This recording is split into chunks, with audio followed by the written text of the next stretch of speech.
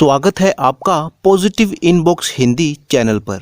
इस चैनल पर आपको नई नई और दिलचस्प कहानियाँ मिलती हैं। अगर आप पहली बार इस चैनल पर आए हैं तो चैनल को सब्सक्राइब कर लीजिए और वीडियो अच्छी लगे तो कमेंट और लाइक करना बिल्कुल मत भूलिएगा।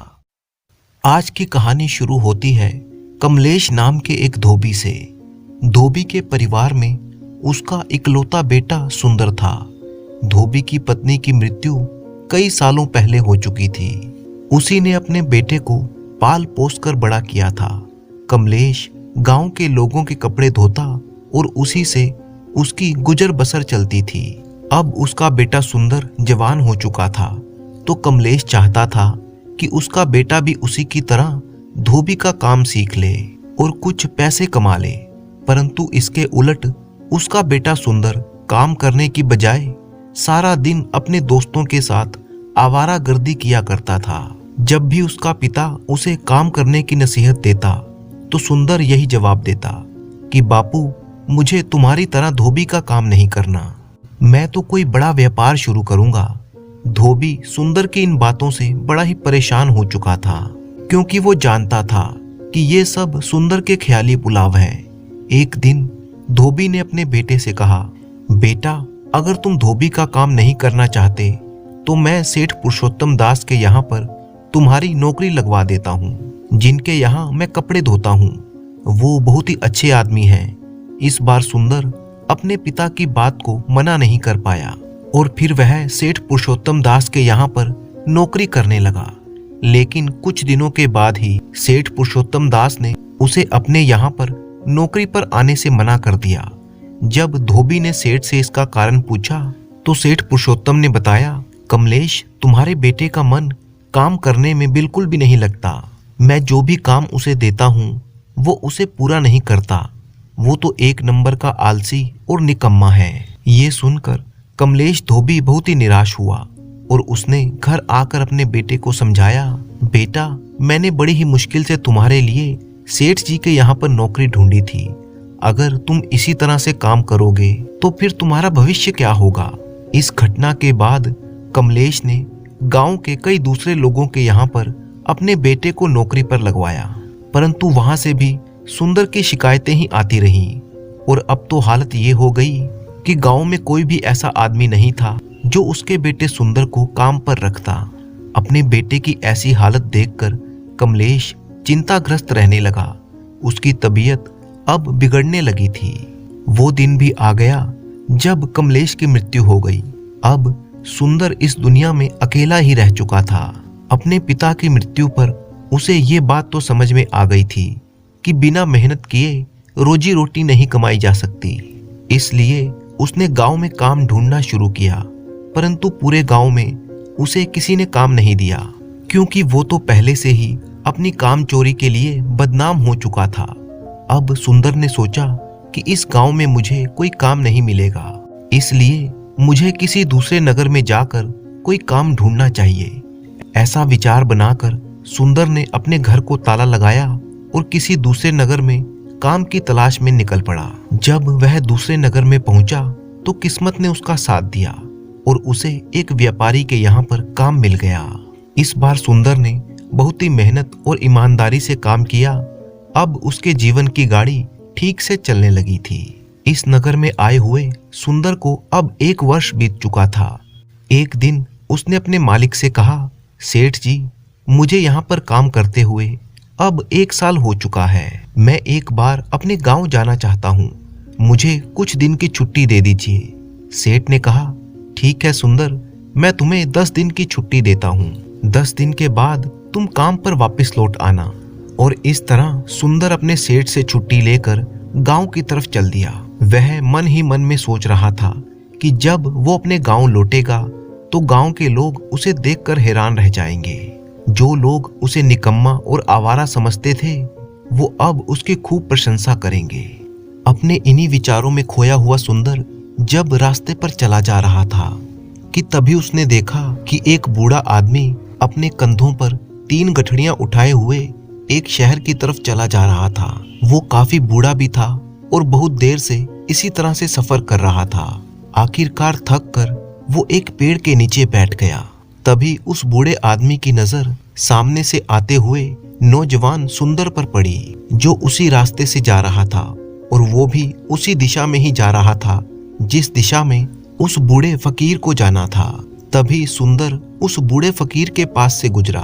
उसे देखकर बूढ़ा फकीर कहने लगा, सुनो बेटा, क्या तुम मेरी कुछ मदद कर सकते हो?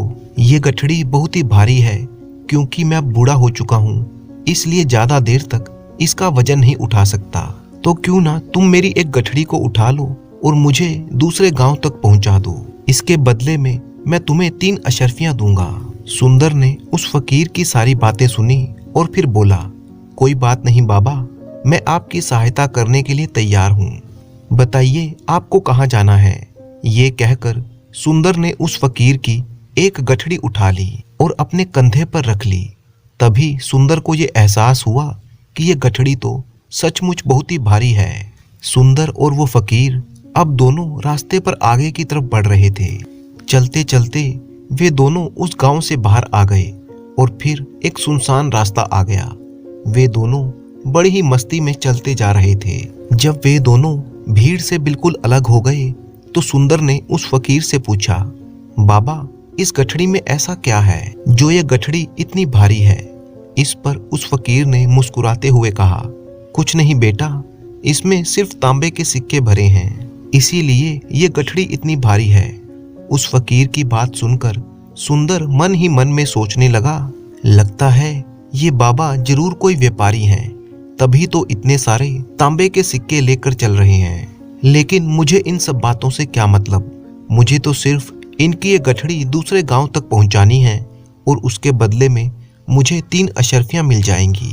और फिर उसने तांबे के सिक्कों का ख्याल अपने मन से निकाल दिया और अपनी धुन में मस्त होकर आगे बढ़ने लगा। चलते चलते कुछ समय और बीत गया और वे दोनों एक नदी के किनारे जा पहुंचे। सुंदर काफी हट्टा कट्टा, तंदुरुस्त और जवान था, इसलिए वो बिना सोचे समझे उस नदी में उतर गया। परंतु वो बूढ़ा आदमी अभी भी नदी के किनारे पर ही खड़ा था। इस पर सुंदर ने उस बूढ़े से कहा, क्या हुआ बाबा, आप रुक क्यों गए? चलिए, हमें ये नदी पार करनी होगी, तभी तो हम उस गांव तक पहुंच पाएंगे। इस पर उस बूढ़े ने सुंदर से कहा, मैं जानता हूं बेटा कि हमें ये नदी पार करनी ही होगी, लेकिन जैसा कि तुम देख रहे हो कि मैं अब बूढ़ा हो चुका हूँ और 2-2 गठड़ियां लेकर मैं ये नदी पार नहीं कर सकता। अगर कहीं मेरा पांव फिसल गया तो फिर क्या होगा? क्या तुम मेरी एक और गठड़ी उठा सकते हो? इसके बदले में भी मैं तुम्हें 3 अशर्फियां और दूंगा। ये सुनकर सुंदर मुस्कुराने लगा और बोला, बाबा, अब आप मुझे शर्मिंदा कर रहे हैं। अगर आप मुझे 3 अशर्फियां नहीं भी देंगे तो भी मैं आपका ये काम कर दूंगा। मैं आपको आपके गांव तक अवश्य पहुंचा दूंगा। ये सुनकर फकीर मुस्कुराया और बोला, बेटा, तुम तो बहुत ही भले इंसान मालूम पड़ते हो। ये कहते हुए उस फकीर ने अपनी दूसरी गठड़ी भी सुंदर को थमा दी। सुंदर ने जब वो दूसरी गठड़ी भी अपने कंधे पर रखी तो उसे ये गठड़ी भी बहुत ही भारी लगी, लेकिन सुंदर चुप ही रहा और फिर दोनों ने जैसे तैसे नदी पार कर ली।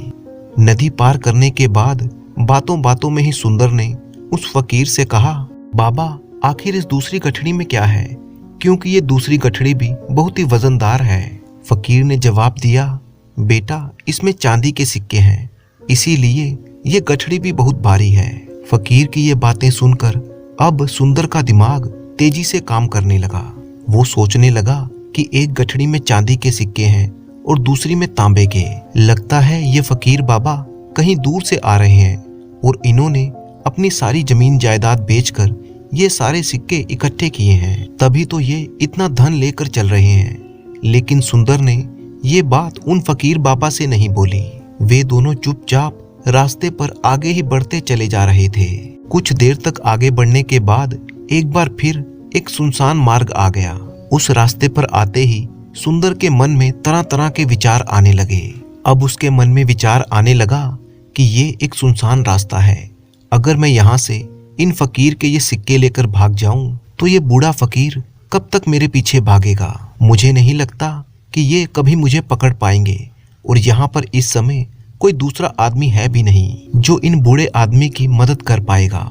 और वैसे भी इतने सारे सिक्कों से मैं अपना कोई व्यापार शुरू कर सकता हूँ। ये बूढ़ा फकीर भला इतने धन का क्या करेगा, इससे अच्छा तो ये है कि मैं ही इन सारे पैसों को रख लेता हूँ। अभी सुंदर के मन में ये सब विचार चल ही रहे थे कि तभी उसके मन में दूसरा विचार आया कि अरे ये सब मैं क्या सोच रहा हूँ। ये बेचारा फकीर ना जाने कहाँ से आ रहा है और ना जाने कैसे कैसे करके इसने इतना धन इकट्ठा किया होगा। मुझे इनका फायदा नहीं उठाना चाहिए। नहीं नहीं, मुझे ऐसा नहीं करना चाहिए।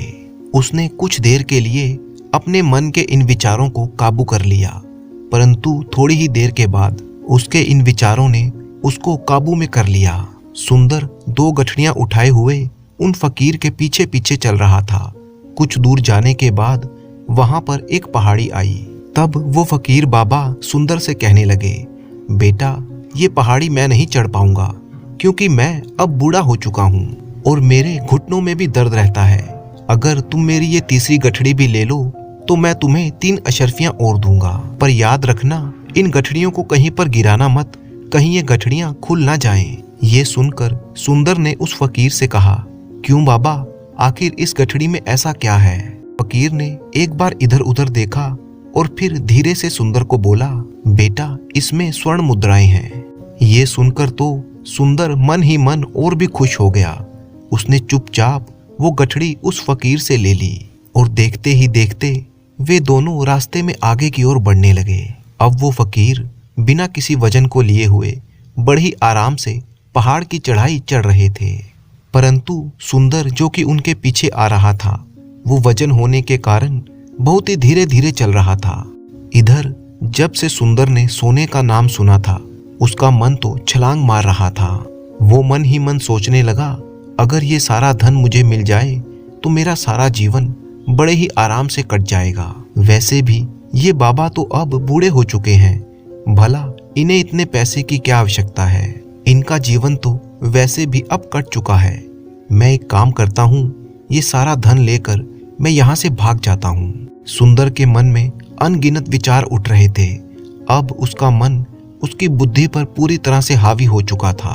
अब तो सुंदर अपनी इस गलत बात को सही साबित करने के लिए कई तरह के विचार बना रहा था। वो सोचने लगा, लगता है ये फकीर बाबा कोई चोर है, वरना इसके पास इतनी स्वर्ण मुद्राएं भला कहाँ से आएंगी। अगर ये कोई व्यापारी होता तो इस तरह से पैदल यात्रा नहीं करता, और अगर इनके पास इतने पैसे थे तो ये कोई ना कोई साधन जरूर कर सकते थे।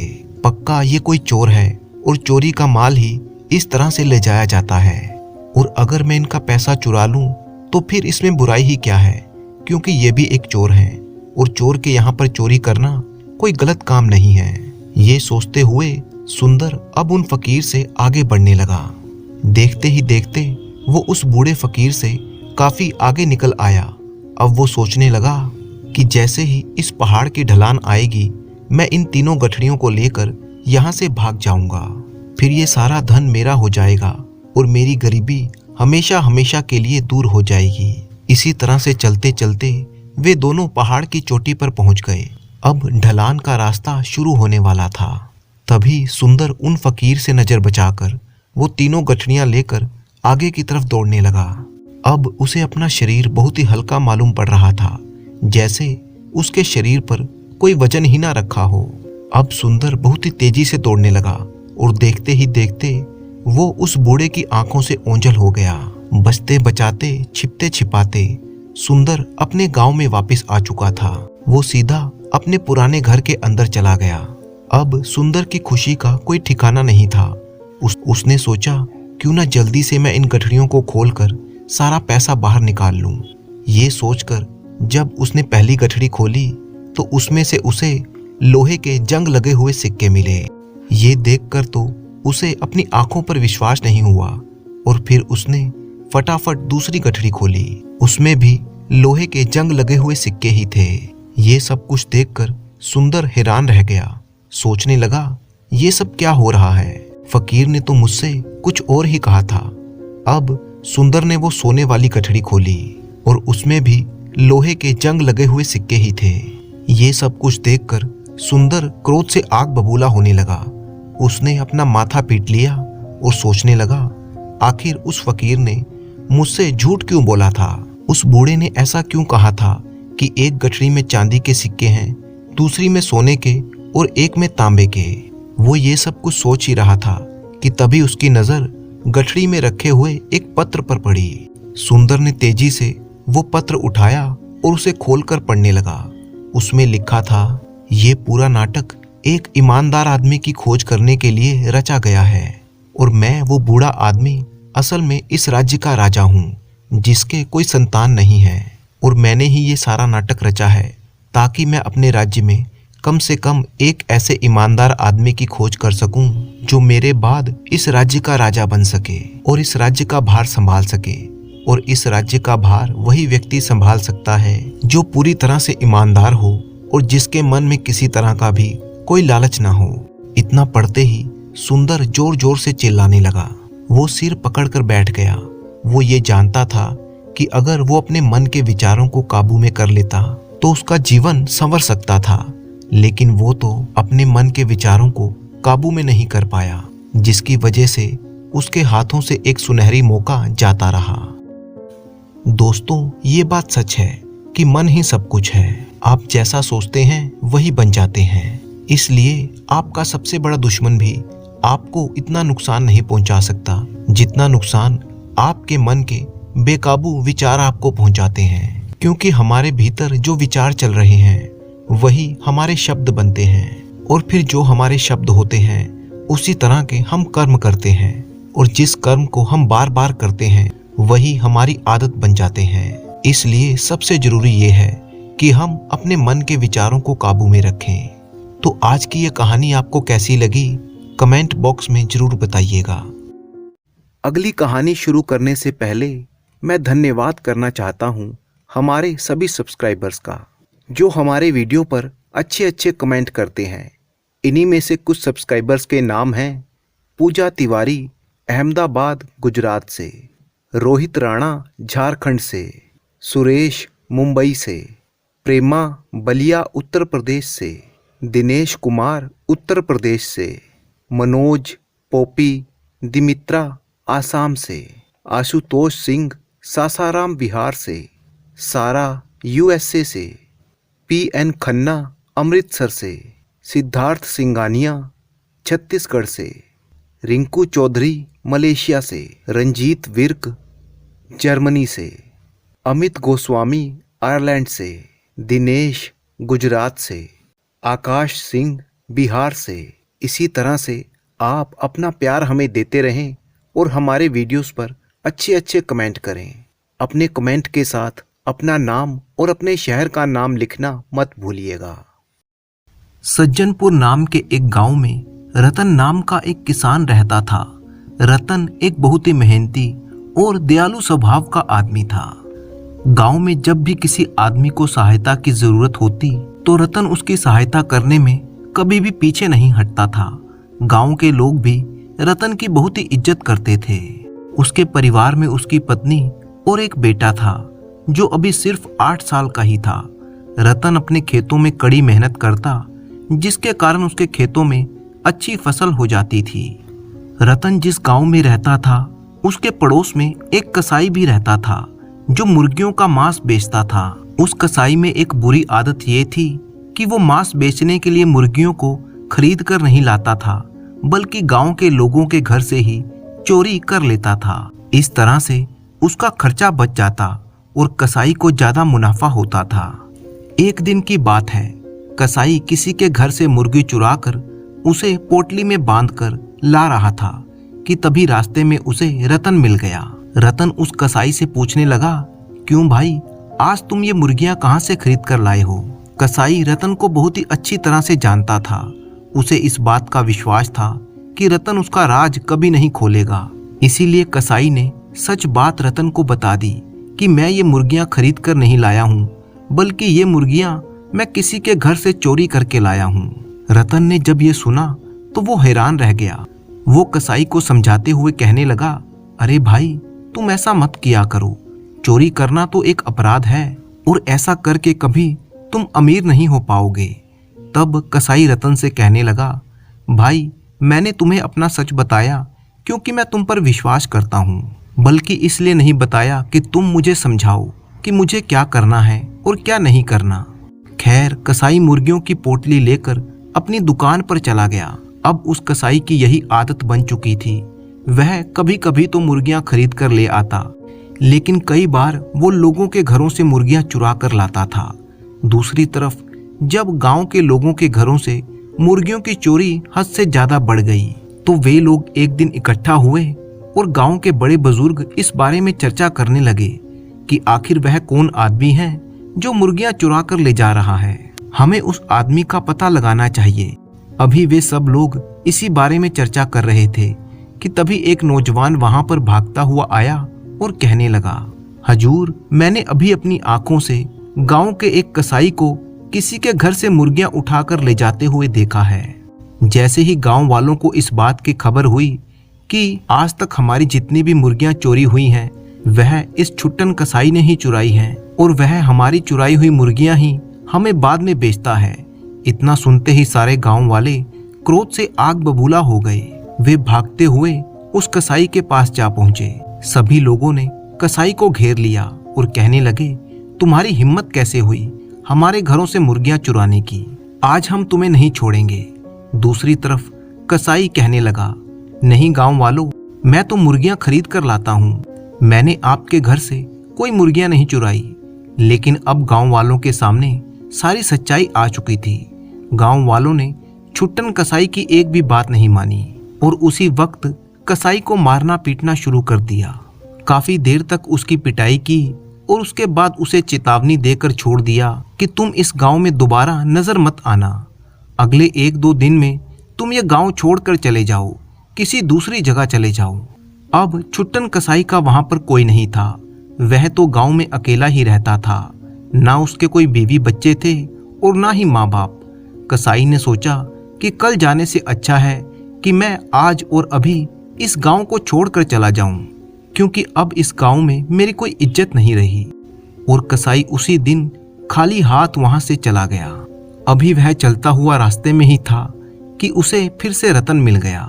रतन ने जब कसाई की ऐसी हालत देखी तो कहने लगा कि भाई, तुम्हारे साथ क्या हुआ है?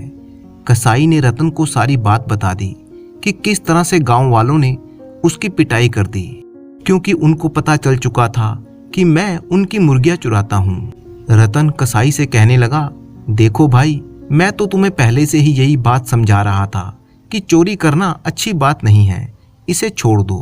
कसाई ने कहा, अब मुझे समझाने का कोई फायदा नहीं है। जो होना था वो तो हो चुका है। अगर तुमसे हो सकता है तो मेरी सहायता कर दो। रतन एक रहमदिल और शरीफ आदमी था। वह दूसरों की सहायता करने के लिए अक्सर तैयार रहता था। वो कहने लगा, अच्छा बताओ तुम्हें क्या चाहिए, मैं तुम्हारी सहायता किस तरह से कर सकता हूँ। कसाई ने कहा, पिछली बार अपनी फसल में से तुम्हें जो मुनाफा हुआ था वह तुम मुझे दे दो। रतन ने कहा, अरे भाई, मुनाफे की रकम मैं तुम्हें कैसे दे सकता हूँ? उस मुनाफे की रकम में से तो बड़ी मुश्किल से मुझे सिर्फ 10 अशर्फियाँ ही मिली है। मुझे तो अभी उन 10 अशर्फियों की जरूरत है, क्योंकि अभी मैंने अगली फसल की तैयारी भी करनी है और उस पर भी तो खर्च आएगा। कसाई कहने लगा, भाई तुम ऐसा करो, मुझे अपनी 10 सोने की अशर्फियाँ उधार के तौर पर दे दो। मैं वादा करता हूँ कि 1 महीने के अंदर अंदर तुम्हें 10 सोने की अशर्फियाँ वापस लौटा दूंगा। मैं तुम्हारी 10 अशर्फियाँ लेकर राज्य की राजधानी जाऊंगा। वो एक बड़ा नगर है, वहां पर कोई व्यापार शुरू करूंगा। तुम्हारी 10 सोने की अशर्फियाँ महीना पूरा होने से पहले ही तुम्हें वापस कर दूंगा, क्योंकि अभी तो तुम्हें भी फसल उगाने में 1 महीने का समय लगेगा। इस तरह से ये अशर्फियाँ तुम्हारे भी काम आ जाएंगी और मेरे भी काम आ जाएंगी। नेक दिल रतन उस कसाई की बातों में आ गया और उसने अपने मुनाफे की रकम यानी 10 सोने की अशर्फियाँ उस कसाई को दे दी। वो कसाई 10 अशर्फियाँ लेकर राज्य की राजधानी में आ गया। दूसरी तरफ जब रतन की पत्नी को इस बात की खबर हुई कि रतन ने अपने सारे मुनाफे की रकम किसी को दे दी है, तो वो अपने पति पर बिगड़ने लगी। रतन उसे दिलासा देते हुए कहने लगा, भाग्यवान, वो कसाई मेरा दोस्त है। वो 1 महीने से पहले ही मेरी रकम मुझे वापस कर देगा और इस तरह से हमारी फसल भी लग जाएगी। खैर, दिन गुजरते गए और देखते ही देखते 1 महीना भी गुजर गया, लेकिन उस कसाई का कहीं पर भी कोई नामो निशान नहीं था।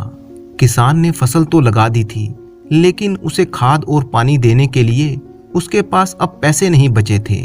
उसकी फसल अब खराब होने लगी थी। एक दिन परेशानी की हालत में रतन अपने घर के सामने बैठा था कि उसी वक्त एक आदमी वहां से गुजर रहा था, जो कुछ ढिंढोरा पीट रहा था और ये घोषणा कर रहा था कि हमारे राज्य के महाराज की 1000 सोने की अशर्फियां गुम हो गई हैं या किसी ने चोरी कर ली हैं। अगर कोई भी आदमी 1000 अशर्फियां महाराज को ढूंढ कर लौटा देगा या चोर के बारे में कुछ बताएगा तो उसे 300 अशर्फियां इनाम के रूप में दी जाएंगी। रतन बेचारा पहले से ही बहुत परेशान था। उसने सोचा कि ये एक अच्छा मौका है, हो सकता है मेरी किस्मत खुल जाए और ये 300 इनाम की अशर्फियां मुझे मिल जाएं। बस फिर क्या था, उसने अपना कुछ सामान बांधा और महाराज के महल की तरफ निकल पड़ा। जब वो राजधानी में पहुंचा तो उसने देखा कि वही कसाई नगर के बाजार में बहुत ही अच्छे कपड़े पहने हुए घूम रहा था। रतन दौड़ा दौड़ा कसाई के पास गया और उससे कहने लगा, भाई मेरी 10 सोने की अशर्फियां तुमने अभी तक नहीं लौटाई। मैं कब से तुम्हारा इंतजार कर रहा था, लेकिन तुम वापस नहीं आए। अब तुम अपना वादा पूरा करो और मुझे 10 सोने की अशर्फियां दो, ताकि मैं अपनी फसल ठीक से लगा सकूं।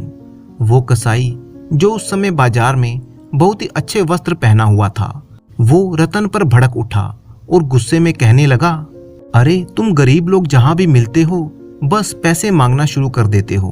मैं तुम्हें नहीं जानता कि तुम कौन हो, चलो अपना रास्ता नापो। रतन बेचारा इस बड़े नगर में किसी को भी नहीं जानता था, वो हर किसी से अनजान था, इसीलिए वो और भी ज्यादा परेशान हो गया।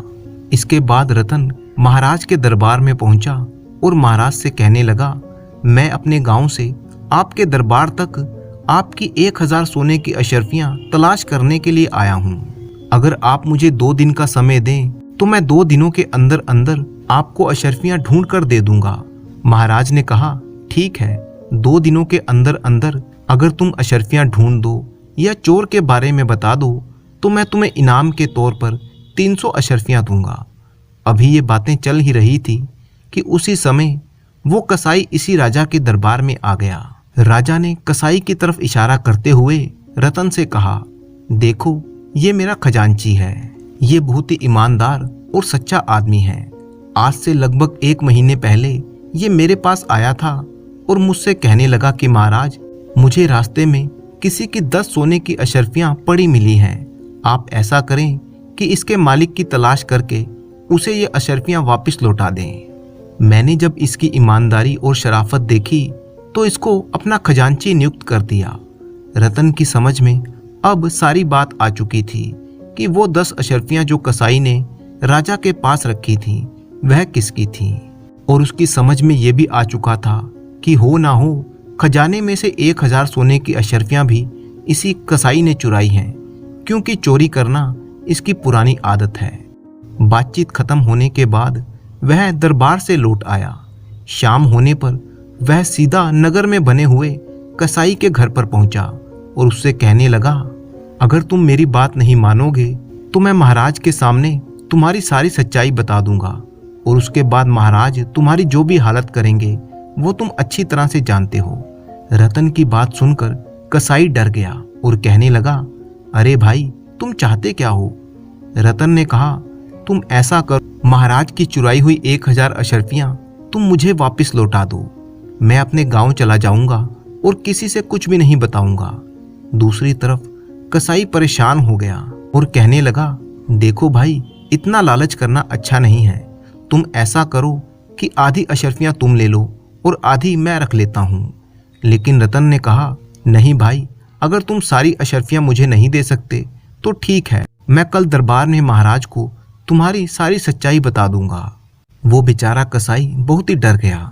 उसने 1000 सोने की अशर्फियां रतन को देने का फैसला कर लिया और कहने लगा कि कल सुबह आकर तुम मुझसे 1000 अशर्फियां ले लेना और फिर अपने गांव चले जाना। इसके बाद रतन कसाई के घर से निकला और सीधा महाराज के दरबार में जा पहुंचा। महाराज को उसने सारी बात बताई। पहले तो महाराज को इस बात पर बिल्कुल भी विश्वास नहीं हुआ।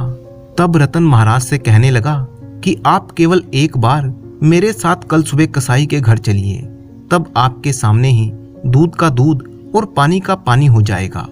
अगली सुबह राजा अपने 2 सिपाहियों के साथ कसाई के घर की तरफ चल दिया। राजा कसाई के घर से कुछ ही दूरी पर रुक गया और रतन कसाई के घर पहुंचा। तब कसाई 1000 अशर्फियों की थैली रतन के पास लेकर आया और कहने लगा, ये लो भाई, ये अशर्फियां तुम अपने पास रखो और अपने गांव चले जाओ। महाराज को इसके बारे में कुछ भी मत बताना। उसी वक्त महाराज और सिपाही वहां पर आ गए। राजा ने जब सारी सच्चाई अपनी आंखों से देख ली तो वो अपने सिपाहियों से कहने लगा, मेरे इस खजांची को अभी गिरफ्तार करो, इसे घसीटते हुए ले जाओ और जाकर कारागार में डाल दो। राजा ने वो 1000 अशर्फियों की थैली अपने कब्जे में ले ली।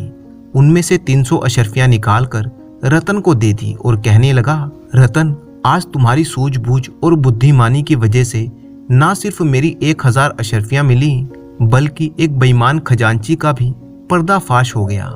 इसीलिए मैं तुम्हें 100 अशर्फियां और इनाम के रूप में देता हूँ। इस तरह से 400 अशर्फियां पाकर रतन बहुत ही खुश हुआ।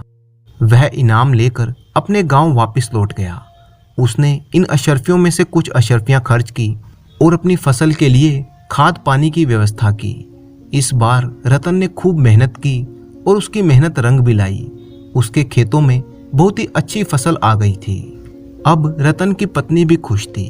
इस तरह से रतन ने अपनी सच्चाई और ईमानदारी के बल पर एक बेईमान आदमी को अच्छा सबक सिखा दिया था। अब रतन एक बहुत ही सुकून भरा जीवन बिताने लगा।